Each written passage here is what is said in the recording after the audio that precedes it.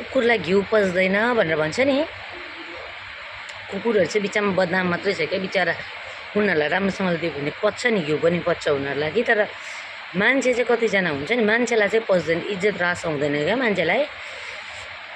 त्यो पनि सबैजना मान्छेलाई चाहिँ होइन, तर कतिजना हुन्छ नि, कतिजना मान्छेहरू यस्तो हुन्छ नि क्या, यहाँ तल्लो लेभलबाट चाहिँ ब्लकले साथ दिएर अलिकति माथि उठेको हुन्छ नि, अलिकति मात्रै यति।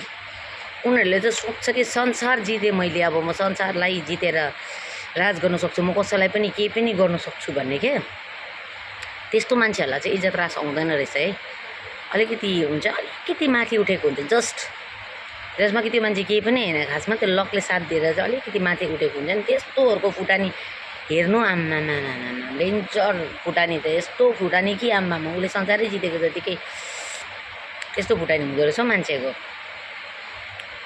तपाईँहरूले सोच्नुहुन्छ होला खालि न्यु खोज्ने काम, झगडा पर्ने कामहरू मात्रै, झगडा पर्ने भिडियोहरू मात्रै बनाउँछ भन्ने, तर अब त्यस्तै नै छ मेरो चाहिँ वरिपरि क्या। त्यस्तै मान्छेहरू भेट्छु, पिठ पछि वार गर्ने मान्छेहरू हो। अन्त त्यसले गर्दाखेरि भिडियो पनि बनाउँछु, भिडियो बनाएर पोस्ट पनि गर्छु, मनलाई पनि सन्तुष्टि हुने हो।